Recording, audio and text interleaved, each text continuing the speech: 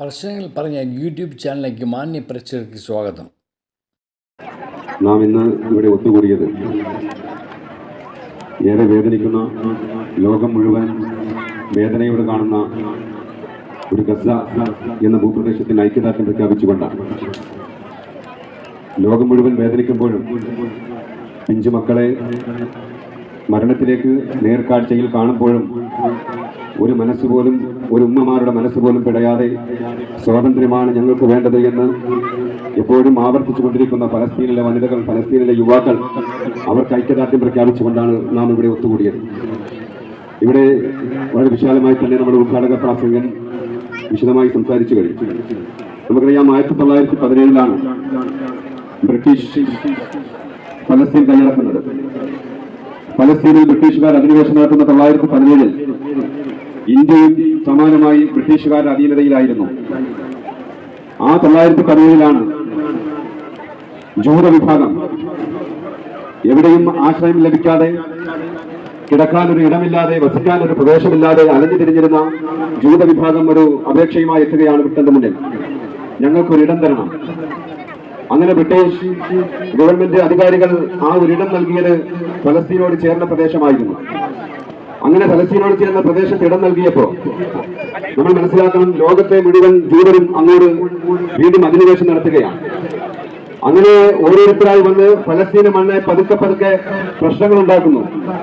അവിടെ സമാധാനപരമായി ജീവിച്ചിരിക്കുന്ന ഫലസ്തീൻ ജനതയ്ക്ക് മേൽ അവകാശവാദം ഉന്നയിക്കുന്നു. അങ്ങനെ കെട്ടിയെടുക്കുന്നു. അങ്ങനെ പ്രശ്നങ്ങൾ, വിവിധങ്ങളായ പ്രശ്നങ്ങൾ ഉണ്ടാകുന്നു. അങ്ങനെ പ്രശ്നങ്ങൾ ഉണ്ടാകുമ്പോൾ സ്വാഭാവികമായും അന്ന് ഭരിച്ചിരിക്കുന്ന ബ്രിട്ടീഷ് ഗവൺമെന്റിനും അത് അലോസരമാവുകയാണ്. അങ്ങനെ അലോസരത്തിന്റെ ഭാഗമായി നിരന്തരമായ പ്രശ്നങ്ങൾ, പ്രയാസങ്ങൾ, അങ്ങനെ ഒടുവിൽ അവർ ഇട്ടെറിഞ്ഞിട്ട് പോകേണ്ടി വന്നു ബ്രിട്ടീഷുകാർ. ആ ഇട്ടെറിഞ്ഞിട്ട് പോകേണ്ടി വന്നത് യഥാർത്ഥത്തിൽ ജൂതരെ ആ പ്രദേശത്തേക്ക് കുടിയേറ്റിയതിന്റെ അനന്തരഫലമായിട്ടാണ്. അങ്ങനെ 1948 അവിടുന്ന് ബ്രിട്ടീഷുകാർ പിന്മാറി ഫലസ്തീൻ ഒരു രാജ്യവും ഇസ്രായേൽ ഒരു രാജ്യവുമായി ഐക്യരാഷ്ട്രസഭ അംഗീകരിക്കുകയാണ്. അങ്ങനെ അംഗീകരിക്കപ്പെട്ടപ്പോൾ 1948-49 വർഷത്തിൽ നടന്ന ആ ഇസ്രായേലിന്റെ ഏകപക്ഷീയമായ ഫലസ്തീനുകൾക്ക് നേരെ നടന്ന അക്രമം നാം ഓർക്കണം. അന്നും നമുക്ക് സ്വാതന്ത്ര്യം ലഭിച്ചത് 1947 1948 ഈ പറയുന്ന ഇസ്രായേലിന്റെ അധിനിവേശം അവിടെ വീണ്ടും കയ്യേറുന്നത്. അങ്ങനെ ആ 1948-49 കാലത്ത് നടന്ന ഇസ്രായേലിന്റെ ഏകപക്ഷീയമായ അക്രമത്തിൽ നമ്മൾ മനസ്സിലാക്കണം, 7.5 ലക്ഷം ഫലസ്തീനികളാണ് അവിടുന്ന് കുടിയേറേണ്ടി വന്നത്, രക്തസാക്ഷികളായത്. എന്ന് മാത്രമല്ല, ആ ഫലസ്തീന്റെ 80% ആളുകളും അങ്ങനെ പലായനം ചെയ്യേണ്ടി വന്നു. അവരുടെ വീടുകൾ ഇട്ടെറിഞ്ഞു പോകേണ്ടി വന്നു. അങ്ങനെ ഒരു നിരവധിയായ സംഭവങ്ങൾ ഉണ്ടാകുന്നു. 1934 നേരത്തെ നമ്മുടെ മൂവാറ്റുപുഴ അശ്വമോഹൻ പറഞ്ഞതുപോലെ അവിടെ മുസ്ലിം ജനവിഭാഗം മാത്രമായിരുന്നില്ല, അവിടെ ക്രൈസ്തവരുണ്ടായിരുന്നു, ജൂതരടക്കമുള്ള മറ്റു വിഭാഗങ്ങൾ ഉണ്ടായിരുന്നു. 1934 കണക്ക് പ്രകാരം 80,000 ക്രൈസ്തവരായിരുന്നു അവിടെ ഉണ്ടായിരുന്നത്. എന്നാൽ ഇന്നോ 500 താഴെ മാത്രം ക്രൈസ്തവരായി അവിടെ ഒതുക്കപ്പെട്ടു. ആരാ? അവിടുത്തെ മുസ്ലിം ജനവിഭാഗമല്ല, അവിടുത്തെ ജൂതരായ ഇസ്രായേലികൾ അവിടെ ക്രൈസ്തവർക്ക് പോലും ഭീഷണിയായി മാറുന്ന സാഹചര്യമുണ്ടായി. ഫലസ്തീൻ ഇസ്ലാമിക് ക്രൈസ്തവ കൗൺസിൽ എന്ന് പറയുന്നതിന്റെ ഒരു പഠനം വെച്ചിട്ട് വെസ്റ്റ് ബാങ്കിൽ 40,000 ക്രൈസ്തവരുണ്ടായിരുന്നതിൽ ഇപ്പോ ഒരു 45 ക്രൈസ്തവരായി ഒതുങ്ങി. മാത്രമല്ല, മുൻപിൽ നഗരത്തിൽ വെറും 75 ക്രൈസ്തവർ മാത്രമായി ആ പ്രദേശത്ത് മാറി എന്ന് പറയുമ്പോൾ മാത്രമോ 2025 ജൂലൈയിൽ ഇപ്പൊ ഏറെ ചർച്ച ചെയ്യപ്പെട്ടതാണ് വെസ്റ്റേൺ സെമിത്തേരി എന്ന് പറയുന്ന ഒരു സെമിത്തേരി. അവിടെ പുരാതനമായി നിന്ന, അവസാനമായി നിന്ന അവിടുത്തെ ഒരു ചർച്ച്, ക്രൈസ്തവ ദേവാലയം, അതും ഇസ്രായേലി കുടിയേറ്റക്കാർ കത്തിച്ചു കളഞ്ഞു. അത് ഏറെ ചർച്ച ചെയ്യപ്പെട്ടു. എന്ന് പറഞ്ഞാൽ ഇസ്രായേൽ എന്ന് പറയുന്ന ജൂത വിഭാഗം ഒരു മുസ്ലിം ജനവിഭാഗത്തിന്റെ പേരിൽ, അല്ലെങ്കിൽ ഒരു മുസ്ലിം ഫലസ്തീനിലെ മുസ്ലിങ്ങൾക്ക് നേരെ മാത്രമല്ല, അവിടുത്തെ ക്രൈസ്തവർക്ക് നേരെയും ഭീഷണിയായി മാറിയിരിക്കുന്ന ഒരു സാഹചര്യമാണ്. 1934 അതേ ജൂതർ അവിടെ ഉണ്ടായിരുന്നത് ക്രൈസ്തവരെ പോലെ 80,000 പേരായിരുന്നു. എന്നാൽ ഇന്നോ 74 ലക്ഷം പേർ ഇസ്രായേലിൽ മാത്രം താമസിക്കുന്നുണ്ട്. മാത്രമല്ല 7 ലക്ഷം പേർ ഇപ്പോൾ ഫലസ്തീനിൽ കുടിയേറി അവിടെ കൈയടക്കി താമസിക്കുന്നു എന്നതാണ് നമ്മൾ മനസ്സിലാക്കേണ്ടത്. ഇതുകൊണ്ടാണ് നമ്മൾ പറയുന്നത്, ഫലസ്തീനിലെ ചരിത്രപരമായി തന്നെ അവിടുത്തെ ഫലസ്തീനിനെ കയ്യേറുന്ന, ഫലസ്തീൻ ഫലസ്തീനിനെ കൈയടക്കുന്ന സമീപനമാണ് ജൂതരല്ലെങ്കിൽ ഈ പറയുന്ന ഇസ്രായേലികൾ നടത്തിയിട്ടുള്ളത്. അക്കാലം അത്രയും നമ്മൾ മനസ്സിലാക്കണം, ഇസ്രായേലില് നമ്മുടെ ഇന്ത്യക്ക് സമാനമാണ് അവിടുത്തെ ഫലസ്തീനുകൾ. കാരണം ബ്രിട്ടീഷുകാർ അവിടെ അധിനിവേശം നടത്തി, അതിനുശേഷം സമാനതകളില്ലാത്ത ക്രൂരതകളിലൂടെ ഇക്കാലം അത്രയും കടന്നു പോകുന്ന ആ ഇസ്രായേലിന് ഐക്യദാർഢ്യം പ്രഖ്യാപിച്ച രാജ്യമാണ് നമ്മുടെ രാജ്യം എന്ന് പറയുന്ന മഹത്തായ ഇന്ത്യ രാജ്യം. അത് എന്തുകൊണ്ടാണ് അങ്ങനെ ചെയ്യുന്നത്?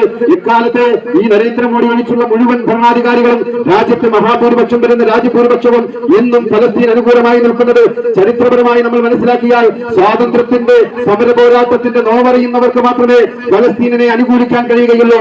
അങ്ങനെ സമരത്തിന്, സ്വാതന്ത്ര്യ സമരത്തിന് നേതൃത്വം കൊടുത്തവർ, സ്വാതന്ത്ര്യ സമരത്തിന് വേണ്ടിയിട്ട് അഹോരാത്രം പണിപ്പെട്ട് ജീവത്യാഗം ത്യജിച്ചവർ, അതുപോലെ തന്നെ ജയിൽവാസം അനുഭവിച്ചവർ, അങ്ങനെ കഷ്ടപ്പെട്ടവർക്കാണ് ഫലസ്തീനിന്റെ നോവിനെ കുറിച്ച് അവർക്കറിയാൻ കഴിയുകയുള്ളൂ. പക്ഷേ ആ സ്വാതന്ത്ര്യത്തിന്റെ ഒരു സമര പോരാട്ടത്തിലും ഒരു പരിസരത്ത് പോലും ഉണ്ടായിരുന്നിട്ടില്ലാത്ത BJP-ക്കാർ, RSS-കാർ രാജ്യം ഭരിക്കുമ്പോൾ ഇന്ന് അവർക്ക് ഇസ്രായേലിന് അനുകൂലമായി ഫലസ്തീനെതിരായി, ഗസയ്ക്കെതിരായുള്ള സമീപനമാണ് നരേന്ദ്രമോദി സ്വീകരിക്കുന്നത് എന്ന് നമ്മൾ മനസ്സിലാക്കണം. 1974 ഫലസ്തീൻ ഒരു രാഷ്ട്രമാണ് എന്ന് അംഗീകരിച്ച ആദ്യത്തെ മതേതര രാജ്യമായിരുന്നു നമ്മുടെ ഇന്ത്യ. മാത്രമല്ല 1988 ഫലസ്തീൻ രാഷ്ട്രത്തിന് വേണ്ടിയിട്ട് ആദ്യമായി അറബേതര രാജ്യം ആവശ്യമുന്നയിച്ചിട്ടുണ്ടെങ്കിൽ അത് നമ്മുടെ മഹത്തായ ഇന്ത്യയാണ് എന്ന് നമ്മൾ മനസ്സിലാക്കണം. എന്നാൽ ആ ഇന്ത്യയാണ് നമ്മൾ മനസ്സിലാക്കേണ്ടത്. ഗസയിൽ പൊട്ടുവീഴുന്ന ആ പിഞ്ചു കുഞ്ഞുങ്ങളുടെ വയറ്റിലേക്ക് വീഴുന്ന ബോംബുകളുണ്ടല്ലോ, ആ ചിന്നിച്ചിതറുന്ന രക്തങ്ങൾ, ആ രക്തങ്ങൾ ബോംബുകൾ നിർമ്മിക്കുന്നത് നമ്മുടെ ഇന്ത്യയിലെ ആയുധപ്പുരകളിലാണ്. അദാനിയാണ് ഇതിന് നേതൃത്വം കൊടുക്കുന്നത് എന്ന് നമ്മൾ മനസ്സിലാക്കണം. ഈ ഇരിക്കുന്ന ഓരോരുത്തരുടെയും കൈകൾ ഒന്ന് സൂക്ഷിച്ചു നോക്കിയാൽ, രാജ്യത്തെ ഓരോ പൗരന്റെയും കൈകൾ ഒന്ന് സൂക്ഷിച്ചു നോക്കിയാൽ നമ്മുടെ കൈകളിലും രക്തക്കറയുണ്ട്. ഗസയിൽ പിടഞ്ഞു വീണ ആ പിഞ്ചു കുഞ്ഞുങ്ങളുടെ രക്തക്കറകൾ നമ്മുടെ കൈകളിലുമുണ്ട്. നമ്മൾ ഉണ്ണുന്ന അന്നത്തിൽ ആ രക്തമുണ്ട്. നാം ഉണ്ണുന്നത് ആ രക്തക്കറയാണ് എന്ന് നമ്മൾ മനസ്സിലാക്കണം. എന്തുകൊണ്ടാ? ഏറ്റവും വലിയ ആയുധ കരാർ ഏർപ്പെടുത്തിയിരിക്കുന്നത് ഇന്ത്യയുമായി ഇസ്രായേലാണ്. മാത്രമല്ല വാണിജ്യ കരാർ ഏർപ്പെടുത്തിയിരിക്കുന്നത് ഇസ്രായേലുമായി ഇന്ത്യയാണ്. ഇന്ത്യയിൽ ആദ്യമായി ഒരു പ്രധാനമന്ത്രി ഇന്ത്യയിൽ നിന്ന് സന്ദർശിച്ചിട്ടുണ്ടെങ്കിൽ അതിപ്പോൾ ഭരിക്കുന്ന നരേന്ദ്രമോദിയാണ്. അങ്ങനെ ഐക്യരാഷ്ട്രസഭയിൽ ഫലസ്തീൻ അനുകൂലമായി പല പ്രമേയങ്ങൾ വന്നപ്പോൾ അവിടുന്ന് മാറി നിന്നവർ, ആ ഫലസ്തീനെതിരായി വോട്ട് ചെയ്തവർ, അങ്ങനെ ഈ രാജ്യത്തിന്റെ യഥാർത്ഥ ശബ്ദത്തെ വഞ്ചിച്ചവരാണ് RSS-കാർ എന്ന് നമ്മൾ മനസ്സിലാക്കണം. ഇങ്ങനെ ഒരു സമീപനമായി രാജ്യത്തെ BJP-യുടെ ഭരണകൂടം പോകുമ്പോൾ നമ്മൾ മനസ്സിലാക്കേണ്ടേ, കേരളത്തിൽ ഐക്യദാർഢ്യം പ്രഖ്യാപിച്ചുകൊണ്ട് ഇടതുപക്ഷം ഒരുപക്ഷെ മുന്നിട്ടിറങ്ങുന്നുണ്ടാകും. അവർ കാസർഗോഡ് ചില കുട്ടികൾ അവിടെ നടത്തിയ ഫലസ്തീൻ അനുകൂല പ്രോഗ്രാമുകൾ തടയുമ്പോൾ അതിനെതിരെ പ്രതിഷേധിക്കുന്നുണ്ടാകും. പക്ഷേ നമ്മൾ മനസ്സിലാക്കേണ്ടത്, കേരളത്തിന്റെ കൃഷിമന്ത്രി P. പ്രസാദ് എന്ന് പറയുന്ന CPI-യുടെ ഒരു മന്ത്രിയുണ്ട്. അദ്ദേഹം ഇസ്രായേലിൽ പോയതെന്തിനാ? കാർഷിക വാണിജ്യവുമായി ബന്ധപ്പെട്ട എന്ന് പറഞ്ഞാൽ ഈ ഇസ്രായേലുമായുള്ള ചങ്ങാതത്തിന് ഫലസ്തീനെ അവർക്ക് മറക്കാൻ കഴിയുന്ന സൗകര്യപൂർവ്വം. അതുപോലെ തന്നെയാണ് ഈ രാജ്യത്തെ മഹാഭൂരിപക്ഷം ജനങ്ങളുടെ സമാധാനം കാക്ഷിക്കുന്നവരെ എതിരായ സമീപനമാണ് ഈ രാജ്യത്തെ BJP-യും അല്ലെങ്കിൽ മറ്റ് അധികാരികളും ചെയ്തുകൊണ്ടിരിക്കുന്നത്. ഞാൻ അവസാനിപ്പിക്കുകയാണ്. ലോകത്ത് രണ്ടു തരം ജനങ്ങളെയാണ് നമുക്കിപ്പോൾ കാണാൻ കഴിയുന്നത്. എന്താണ്? ഒന്ന്, മനസ്സാക്ഷിയുള്ള ഒരു ജനവിഭാഗം. അവരാണ് രാജ്യത്തും ലോകത്തും ഭൂരിപക്ഷമുള്ളവർ. അവരാണ് ലോകത്ത് ആ ഭൂരിപക്ഷമുള്ളതെന്ന് ഓരോ ദിവസവും തെളിയിച്ചുകൊണ്ടിരിക്കുകയാണ്. കാരണം എന്താ? കഴിഞ്ഞ ദിവസം ഇറ്റലിയിൽ ഒരു പണിമുടക്ക് നടന്നു. ആ പണിമുടക്ക് എന്തിന്റെ പേരിലാണ്? അന്ന് ഗസയിൽ നടത്തുന്ന അതിക്രമത്തിനെതിരായി, അല്ലെങ്കിൽ അവിടേക്ക് പോയ കപ്പലുകൾ തടയുന്നതിനെതിരായി ആ ഒരു ഇറ്റലിയിൽ ഒരു സമരം നടന്നപ്പോ ആ സമരത്തിന്റെ പേരിൽ ഒരു അക്രമവും ഉണ്ടായില്ല. ഒരു നിർബന്ധിച്ചാരെയും കടയടപ്പിച്ചില്ല. പക്ഷേ ഒരു പെട്ടിക്കട പോലും ആ പ്രദേശങ്ങളിൽ തുറന്നില്ല. ഒരു വാഹനവും അവിടുത്തെ നിരത്തിലിറങ്ങിയില്ല. ഒരു ഓഫീസുകളും അവിടെ തുറന്ന് പ്രവർത്തിച്ചില്ലെന്ന് പറഞ്ഞാൽ അവിടുത്തെ മഹാഭൂരിപക്ഷം വരുന്ന ജനങ്ങൾ മനസ്സാക്ഷിയോടൊപ്പമാണ് എന്ന് നമ്മൾ മനസ്സിലാക്കണം. അതുപോലെ തന്നെ ലോകത്തിന്റെ നാനാ തുറകളിൽ അലയടിച്ചുയരുന്ന പ്രതിഷേധങ്ങൾ, ഇന്നിവിടെ ഉയരുന്ന പ്രതിഷേധങ്ങൾ, ഇന്ത്യയിലെ മുക്കുമൂലകളിൽ ഉയരുന്ന പ്രതിഷേധങ്ങൾ, ലോകത്തിന്റെ വിവിധ പ്രദേശങ്ങളിൽ, അല്ലെങ്കിൽ ലണ്ടനിലെ, അമേരിക്കയിലെ അടക്കമുള്ള യൂറോപ്യൻ രാജ്യങ്ങളിലടക്കം നിരവധിയായ പ്രക്ഷോഭങ്ങൾ അനുകൂലിച്ച് ഐക്യദാർഢ്യം പ്രഖ്യാപിച്ചുകൊണ്ട് രംഗത്തിറങ്ങുമ്പോൾ അതൊക്കെയും ലോക മനസ്സാക്ഷിയെ അംഗീകരിക്കുന്നവരാണ്. മനസ്സാക്ഷിക്കുള്ളവർക്കാണ് അങ്ങനെ ചെയ്യാൻ കഴിയുന്നത്. നമുക്കറിയാം, ഫ്രീഡം ബോട്ടില എന്ന് പറയുന്ന കപ്പൽ കൂട്ടായ്മ, ആ കപ്പൽ കൂട്ടായ്മയുടെ ഭാഗമായി ഗ്ലോബൽ സമൂഹ ബോട്ടില ഇപ്പോൾ 50 ബോട്ടുകളാണ് ഗസയിലേക്ക് പോകുന്നത്. 500 സാമൂഹിക പ്രവർത്തകരാണ് അതിലുള്ളത്. ആ 500 സാമൂഹിക പ്രവർത്തകരെയും ഇസ്രായേൽ പിടിച്ചു വെച്ചിരിക്കുകയാണ്. അവർ പോയത് ആഘോഷത്തിന് വേണ്ടിയിട്ടല്ല, ആളാകാനല്ല.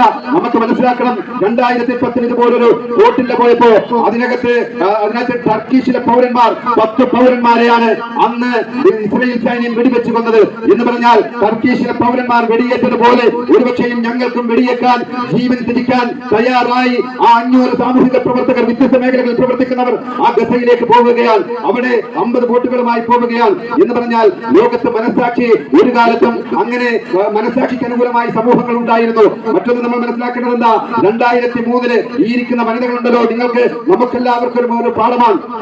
അന്ന് 2003 റേച്ചൽ കോരി എന്ന് പറയുന്ന ഒരു അമേരിക്കക്കാരി, ആ അമേരിക്കക്കാരി ഫലസ്തീനിൽ പോകുമ്പോൾ അവിടെ ബുൾഡോസർ ഉപയോഗിച്ചുകൊണ്ട് ഫലസ്തീനിലെ മുഴുവൻ വീടുകളും ഇടിച്ചു നിർത്തുകയാണ്. അവിടുത്തെ കുട്ടികളെ ഇങ്ങനെ കൊല്ലാക്കൊല ചെയ്യുകയാണ്. അവിടുത്തെ സ്ത്രീകൾ വീട് വിട്ട് എന്ത് ചെയ്യണ്ടോ എന്നറിയാതെ പകച്ചു നിൽക്കുകയാണ്. അങ്ങനെ നിൽക്കുന്ന ഒരു ഘട്ടത്തിൽ ഈ പറയപ്പെടുന്ന റേച്ചൽ കോരി അവിടെ ഒരു ബുൾഡോസറിന്റെ മുന്നിൽ നിന്നുകൊണ്ട് അവർ പറഞ്ഞു, നെഞ്ചി വിരിച്ചുകൊണ്ടാണ് ഞാൻ ഈ ബുൾഡോസറിന്റെ മുന്നിൽ നിൽക്കുന്നത്.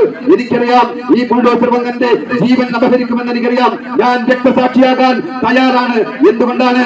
ഞാനൊരാൾ രക്തസാക്ഷിയായാൽ നൂറുകണക്കിന് ആയിരക്കണക്കിന് ഫലസ്തീനികൾക്ക് അതൊരു ആശ്വാസമാകുമെങ്കിൽ ഞാൻ രക്തസാക്ഷിയാകാം എന്ന് പറഞ്ഞുകൊണ്ട് ഉറക്കെ മുദ്രാവാക്യം വിളിച്ച് ഫലസ്തീൻ ഐക്യദാർഢ്യം പ്രഖ്യാപിച്ചുകൊണ്ടവർ ആ ബുൾഡോസറിന്റെ മുമ്പിൽ നിൽക്കുമ്പോൾ ഒരു കരുണയുമില്ലാത്ത ഇസ്രായേലിന്റെ സൈനികർ ആ ബുൾഡോസർ ഇടിച്ചു നിരത്തി ആ വനിതയെ കൊന്നു കളഞ്ഞു.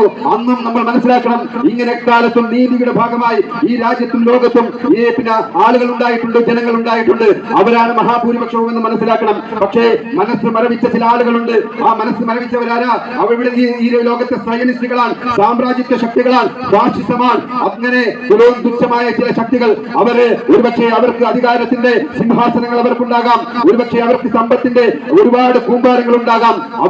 അവരാണ് ഈ ലോകം ഒരുപക്ഷെ നിയന്ത്രിക്കുന്നതെങ്കിലും അവർ മാത്രമാണ് ഈ മനുഷ്യത്വത്തിനെതിരായുള്ളത്. സയനിസ്റ്റുകൾ എന്ന് പറഞ്ഞാൽ ഇസ്രായേൽ അടക്കമുള്ള ജൂത വിഭാഗമാണ്. സാമ്രാജ്യത്വം എന്ന് പറഞ്ഞാൽ നമുക്കറിയാം അമേരിക്ക അടക്കമുള്ള ക്രൈസ്തവ ഭീകര തീവ്രവാദികളാണ്. മറ്റൊന്ന് ഫാസിസം എന്ന് പറഞ്ഞാൽ ഇന്ത്യ രാജ്യത്തടക്കമുള്ള ഹിന്ദുത്വ ഫാസിസമാണ്. നമുക്കറിയാമല്ലോ, കൊച്ചു കുട്ടികളുടെ മരണത്തെ കുറിച്ച് വാർത്തകൾ വരുമ്പോ അതിനടിയിൽ പോയി സ്മൈലിടാൻ, അതിനടുത്ത് പോയിട്ട് സന്തോഷം പങ്കിടാൻ ഈ രാജ്യത്ത് ഈ കേരളത്തിലടക്കമുള്ളവർക്ക് കഴിയുന്നുണ്ടെങ്കിൽ അതിപ്പോ 100 വർഷം ആഘോഷിക്കുന്ന ഈ രാജ്യത്ത് മഹാ ക്യാൻസറായ ലക്ഷണമൊത്തര ഭീകര സംഘടനയായ RSSന്റെ പ്രവർത്തകർക്കല്ലാതെ ഒരാൾക്കും രാജ്യത്ത് അതിന് കഴിയില്ല എന്ന് നമ്മൾ മനസ്സിലാക്കണം. അത്രമാത്രം നീചമായ ആശയം പേറുന്നവരാണ് ഈ രാജ്യത്തെ RSSകാർ. അതുകൊണ്ട് നമ്മൾ മനസ്സിലാക്കേണ്ടത് മറ്റൊന്നെന്താ, ഈ ലോക മനസ്സാക്ഷി മരവിച്ചു നിൽക്കുമ്പോഴും അതിന് ഐക്യദാർഢ്യം പ്രഖ്യാപിച്ചുകൊണ്ട് രാജ്യത്തെ മുഴുവൻ ജനങ്ങൾ തെരുവിലിറങ്ങുമ്പോഴും നമ്മൾ കേട്ടോ, IS എന്ന് പറയുന്ന ഒരു ഭീകര സംഘടന ഐക്യദാർഢ്യം പ്രഖ്യാപിച്ചുകൊണ്ട് വന്നതായി നാം കേട്ടോ. ജയ്ഷെ മുഹമ്മദ് എന്ന് പറയുന്ന ഏതെങ്കിലും സംഘടനകൾ ഫലസ്തീൻ ഐക്യദാർഢ്യം പ്രഖ്യാപിച്ചുകൊണ്ട് വന്നോ? ഹർക്കത്തുൽ മുജാഹിദീൻ എന്ന് പറയുന്ന സംഘടനകൾ ഏതെങ്കിലും ഐക്യദാർഢ്യം പ്രഖ്യാപിച്ചിട്ടുണ്ടോ? പക്ഷേ ഈ പറയുന്ന പേരുകളുടെ പേരിലല്ലേ ലോകത്തെ മുസ്ലിം സമുദായം എന്നും പ്രതിക്കൂട്ടിലാകുന്നത്? IS മുസ്ലിം സംഘടനയാണെന്നല്ലേ പറയുന്നത്? ജയ്ഷെ മുഹമ്മദ് ഇല്ലാത്തതാണ്, അതുണ്ട് എന്നല്ലേ പറയുന്നത്? പക്ഷേ നമ്മൾ മനസ്സിലാക്കണം, ഇതൊക്കെയും ഈ ഫാസിസ്റ്റുകളുടെ, സാമ്രാജ്യ ശക്തികളുടെ, സൈനിസ്റ്റുകളുടെ ബുദ്ധിയിൽ നിർമ്മിതമായ സംഘടനകളാണ് എന്ന് നമുക്ക് ബോധ്യമാവുകയാണ്. അതുകൊണ്ട് പ്രിയപ്പെട്ട സഹോദരങ്ങളെ, നമ്മൾ മനസ്സിലാക്കേണ്ടത്, ഇന്ന് നാം ഇവിടെ ഈ സംഗമത്തെ ഒഴുകിയെത്തിയിട്ടുണ്ടെങ്കിൽ എന്റെ മുന്നിലിരിക്കുന്ന പിഞ്ചു കുഞ്ഞുങ്ങൾ ആവശ്യപ്പെടുന്നത്, എന്റെ മുന്നിലിരിക്കുന്ന സ്ത്രീകൾ ഓരോരുത്തരും ആവശ്യപ്പെടുന്നത്, ഈ നിൽക്കുന്ന ജനാവലി ആവശ്യപ്പെടുന്നത് എന്താ? ഫ്രീ ഫലസ്തീൻ എന്നാൽ സ്വാതന്ത്ര്യം നേടണമെന്നാൽ ആ സ്വാതന്ത്ര്യമാണ് ഞങ്ങൾ ആവശ്യപ്പെടുന്നത്. Social democratic party of India ഈ സായം സന്ധ്യയിൽ ശംഖമുഖത്തെ ഓരോ ഈ കടൽത്തീരത്തിൽ നിന്നുകൊണ്ട് ഞങ്ങൾ ആവശ്യപ്പെടുന്നത് ഫലസ്തീന് സ്വാതന്ത്ര്യം വേണമെന്നാൽ. എന്നാൽ എങ്ങനെയാണോ ഇന്ത്യ രാജ്യത്ത് സ്വാതന്ത്ര്യം വേണമെന്ന് നമ്മുടെ പൂർവികർ ആവശ്യപ്പെട്ടത്, അതിന് സമാനമായി ലോകം മുഴുവൻ ആവശ്യപ്പെടുന്നത് ഫലസ്തീന് സ്വാതന്ത്ര്യം വേണമെന്നാണ്. അതുകൊണ്ട് ഫലസ്തീന് സ്വാതന്ത്ര്യമല്ലാതെ മറ്റൊരു ഒത്തുതീർപ്പുകളും ഈ രാജ്യത്ത് അല്ലെങ്കിൽ ആർക്കും അംഗീകരിക്കാൻ കഴിയില്ല. അതുകൊണ്ട് നല്ലൊരു ഫലസ്തീൻ ഈ ലോകത്തുണ്ടാകട്ടെ. ഫലസ്തീനെ കുഞ്ഞുങ്ങൾ അവർ പാറിപ്പറക്കട്ടെ. ഫലസ്തീനിലെ കുട്ടികൾ അവരെ യഥേഷ്ടം അവരെ ആസ്വദിക്കട്ടെ. അവർ സ്വാതന്ത്ര്യത്തിന്റെ ശുദ്ധമായി ആസ്വദിക്കട്ടെ. അവിടുത്തെ സ്ത്രീകൾ അവരുടെ കുട്ടികളെ നന്നായി നോക്കട്ടെ. അതിനുള്ള അവസരം ഉണ്ടാകട്ടെ. അതുകൊണ്ട് നമുക്ക് ഒന്നിച്ചണിനേരാം, ഒന്നിച്ചാവശ്യപ്പെടാം. ഫ്രീ ഫലസ്തീൻ, സ്വാതന്ത്ര്യം ഫലസ്തീന് കൊടുക്കൂ എന്ന് പറഞ്ഞുകൊണ്ട് ഈ യോഗത്തിനും ഈ ജാഥയ്ക്കും ഐക്യദാർഢ്യം പ്രഖ്യാപിച്ചുകൊണ്ട് നിർത്തുന്നു. ജയ് ഹിന്ദ്, ജയ് സോഷ്യൽ ഡെമോക്രാസി. ഫലസ്തീൻ മുസ്ലിങ്ങളെ സംബന്ധിച്ചിടത്തോളം, അതുപോലെ ക്രിസ്ത്യാനികളെ സംബന്ധിച്ചിടത്തോളം, യഹൂദരെ സംബന്ധിച്ചിടത്തോളം അവരുടെയൊക്കെ ചരിത്രവുമായി ബന്ധപ്പെട്ട് നിൽക്കുന്ന പവിത്രമായ ഒരു ഭൂമിയാണ്. മുസ്ലിങ്ങളെ സംബന്ധിച്ചിടത്തോളം അവരുടെ ആദ്യത്തെ കഅബാലയം, ആദ്യത്തെ നിസ്കാരങ്ങൾക്ക് വേണ്ടി തിരിഞ്ഞു നിൽക്കുന്ന ഇടം മസ്ജിദുൽ അഖ്സ അവിടെ സ്ഥിതി ചെയ്യുന്നു. ആയിരക്കണക്കിന് മുസ്ലിങ്ങളുടെ പൂർവ്വപിതാക്കന്മാരായിട്ടുള്ള പ്രവാചകന്മാർ ഈ മസ്ജിദുൽ അഖ്സയുടെ പരിസരങ്ങളിൽ അന്തി ഉറങ്ങുന്നു. മുസ്ലിങ്ങളുടെ പ്രവാചകൻ മുഹമ്മദ് സല്ലല്ലാഹു അലൈഹി വസല്ലം തന്റെ നിശാപ്രയാണം ആരംഭിക്കുന്നത് ഈ മസ്ജിദുൽ അഖ്സയിൽ നിന്നാണ്. അതുകൊണ്ട് മുസ്ലിങ്ങളെ സംബന്ധിച്ചിടത്തോളം വൈകാരികമായി ബന്ധമുള്ള ഒരിടമാണ് ഫലസ്തീനും മസ്ജിദുൽ അഖ്സയും പരിശുദ്ധതയുള്ള ആ പ്രദേശവുമല്ല. ഇന്ന് ആളുകൾ സംസാരിച്ചുകൊണ്ടിരിക്കുന്നത് 2003 ഒക്ടോബർ 7 ഹമാസ് എന്ന് പറയുന്ന ഭീകര പ്രസ്ഥാനം യാതൊരു കാരണവുമില്ലാതെ അഷ്കലോണിലും പരിസരത്തുമുള്ള ഇസ്രയേലിന്റെ ഭൂമിയിൽ അതിക്രമിച്ച് കടന്ന് അവരുടെ സൈനിക ക്യാമ്പ് ആക്രമിച്ച് 1100ഓളം ആളുകളെ ബന്ദികളാക്കി നിരവധി പേരെ കൊന്നുകളഞ്ഞതാണ് പ്രശ്നം എന്നാണ് ഇന്ന് ഇവിടെയുള്ള രവിചന്ദ്രൻ അടക്കമുള്ള അഡ്വക്കേറ്റ് രവിശങ്കർ അടക്കമുള്ള പല ഷാണകം തീരുകളും പറഞ്ഞുകൊണ്ടിരിക്കുന്നു. മനസ്സിലാക്കേണ്ടതുണ്ട്, എൻ്റെ വീട്ടിൽ അല്ലെങ്കിൽ നിങ്ങളുടെ വീട്ടിൽ നമ്മളിപ്പോൾ താമസിക്കുന്ന സ്ഥലത്ത് കുറച്ച് RSSകാർ കയറി വന്നിട്ട് പറയാണ്, മന്നാനി അല്ലെങ്കിൽ മൂവാറ്റുപുഴ അല്ലെങ്കിൽ നൗഷാദ് 100-200 വർഷം മുമ്പ് അല്ലെങ്കിൽ ആയിരക്കണക്കിന് വർഷങ്ങൾക്ക് മുമ്പ് എൻ്റെ പൂർവികരായിരുന്നു ഇവിടെ താമസിച്ചിരുന്നത്, അതുകൊണ്ട് നിങ്ങൾ ഇവിടെ നിന്ന് ഇറങ്ങിത്തരണം, നിങ്ങൾ ഇറങ്ങിയിട്ടില്ലെങ്കിൽ ഞങ്ങൾ ആയുധങ്ങളുമായി വന്ന് നിങ്ങളെ ഇവിടെ നിന്ന് ഇറക്കിവിടും. അങ്ങനെ പറഞ്ഞാൽ നമ്മൾ ആരെങ്കിലും ഇറങ്ങിക്കൊടുക്കും. പലസ്തീനിൽ സംഭവിച്ചതാണ്. ലോകത്ത് 200ഓളം രാഷ്ട്രങ്ങളിൽ നിന്ന് ആട്ടിയിറക്കപ്പെട്ട ഞങ്ങൾക്ക് വേണ്ടാന്ന് പറഞ്ഞിട്ട് വലിച്ചെറിഞ്ഞ ജൂതന്മാരെ ബ്രിട്ടന്റെ, അമേരിക്കയുടെ, യൂറോപ്യൻ രാജ്യങ്ങളുടെ, ഐക്യരാഷ്ട്രസഭയുടെ സകല പിന്തുണയോടും കൂടി കൊണ്ടുപോയി സ്ഥാപിക്കുകയായിരുന്നു ഫലസ്തീനിൽ. കൊണ്ടുപോയി താമസിപ്പിച്ച ആ ജൂതന്മാരെ ഓരോ ദിവസം കഴിയുന്തോറും തങ്ങളുടെ തൊട്ടടുത്ത് താമസിച്ചിരുന്ന ഈ ചെന്ന ആളുകൾക്ക് വിദ്യാഭ്യാസം ഉണ്ടായിരുന്നില്ല, കൃഷി ചെയ്യാൻ പോലും അറിയുമായിരുന്നില്ല. അവരെ കൃഷി ചെയ്യാൻ പോലും പഠിപ്പിച്ചത്, അവർക്ക് വീടുകൾ വിട്ടുകൊടുത്തത്, അവർക്ക് താമസിക്കാൻ സൗകര്യം കൊടുത്തത്, അവർക്ക് ഭക്ഷണം കൊടുത്തത്, അവർക്ക് ഉടുക്കാൻ വസ്ത്രങ്ങൾ കൊടുത്തത് ഈ ഫലസ്തീനികളായിരുന്നു. അവർക്ക് കൊടുത്ത ഇടങ്ങളിൽ നിന്ന് തൊട്ടടുത്ത ഇടങ്ങളിലേക്ക് അവരെ സായുധരായി കടന്നു ചെന്ന് അവിടെയുള്ള ഫലസ്തീനികളെ ഒന്നൊന്നായി പറഞ്ഞയച്ച് ഫലസ്തീൻ എന്ന് പറയുന്ന ആ ഭൂപ്രദേശം കുറെ കാലം കഴിയുമ്പോൾ തെക്കും വടക്കുമുള്ള ചെറിയ 2 പഞ്ചായത്തുകളായി മാറി. നിങ്ങൾ ഓർത്താൽ തിരുവനന്തപുരം ജില്ലയിലെ പാറശാല പഞ്ചായത്തും നെയ്യാറ്റിൻകര മുനിസിപ്പാലിറ്റിയും അങ്ങേയറ്റത്തെ വർക്കലയും പള്ളിക്കൽ പഞ്ചായത്തും ഒക്കെ ചേർന്ന് ചെറിയ അത്രക്കാലമുള്ള ചെറിയൊരു പ്രദേശമായി ചുരുങ്ങി. അവരെവിടേക്കാണ് പോവുക? ഇനി എവിടേക്കാണ് അവർ പോവുക? ഓടി ഓടി ഓടി ലോകത്തിന്റെ അവസാനം എത്തിക്കഴിഞ്ഞാൽ പിന്നെയും എങ്ങോട്ടാണ് ഓടാൻ വേണ്ടി സാധിക്കുക? അങ്ങനെ ഒരു അവസ്ഥയിലാണ് അവരുള്ളത്. ആ അവസ്ഥയിലാണ് പോരാട്ടം. ആളുകൾ വിചാരിക്കുന്നത് പോലെ 2023 ഒക്ടോബർ 7 തുടങ്ങിയതല്ല ഈ പോരാട്ടം. 1917 മുതൽ പിന്നീട് 1948 ഇസ്രായേൽ സ്ഥാപിതമായത് മുതൽ നിരന്തരമായ പോരാട്ടങ്ങൾ. ഈജിപ്തിൽ നിന്നുള്ള യഹ്വാനുൽ മുസ്ലിമീന്റെ ഷെയ്ഖ് ഹസൻ അൽ ബന്നയുടെ നേതൃത്വത്തിലുള്ള ആളുകൾ അയച്ച നിയോഗ സംഘം, ഷെയ്ഖ് സിബായിയുടെ നേതൃത്വത്തിലുള്ള സിറിയൻ സംഘങ്ങൾ, വലിയ പോരാളി സംഘങ്ങളുടെ നിരന്തരമായ പോരാട്ടങ്ങളുടെ വിളനിലമായിരുന്നു ഫലസ്തീനും ഇസ്രായേലും മസ്ജിദുൽ അഖ്സയുടെ പരിസരവും. അതങ്ങനെ തുടരുക.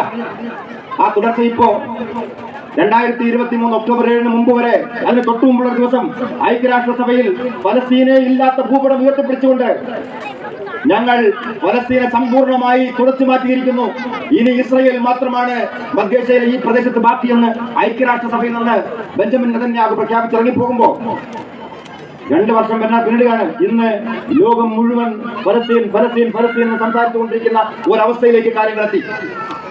കഴിഞ്ഞ ദിവസം ഐക്യരാഷ്ട്രസഭയിലെ സ്വതന്ത്ര ഫലസ്തീൻ രാഷ്ട്രത്തിന് വേണ്ടി വോട്ടെടുപ്പ് നടന്നു.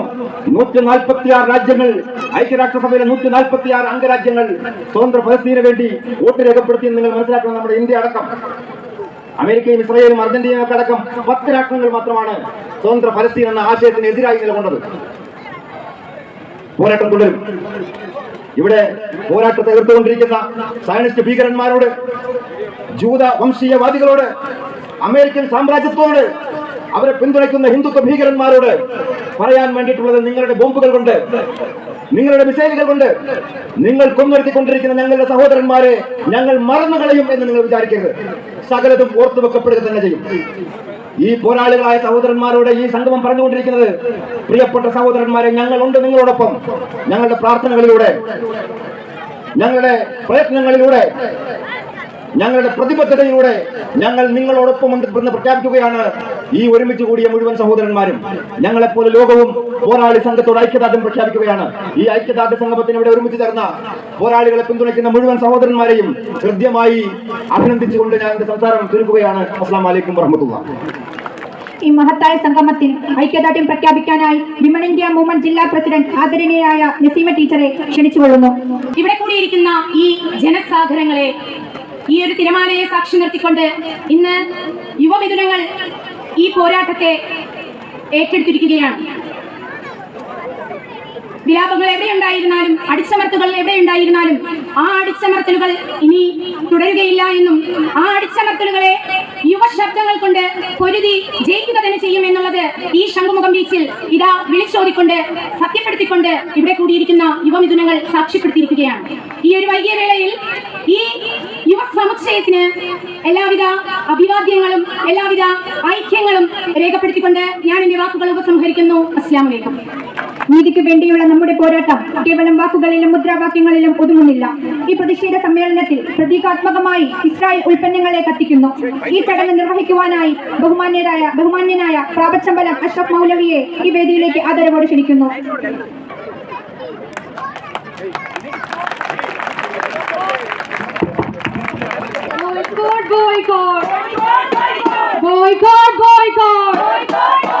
Coca-Cola, PepsiCo. Coca-Cola, PepsiCo. McDonald's and Burger King. McDonald's and Burger King. Starbucks, Puma. Starbucks, Puma. Pizza Hut. Coca-Cola, PepsiCo. Coca-Cola, PepsiCo. McDonald's and Burger King. McDonald's and Burger King. Starbucks.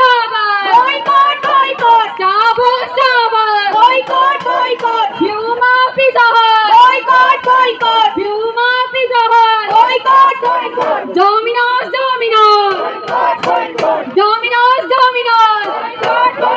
Oreo, Nestle. Boycott. Oreo, Nestle. 7up.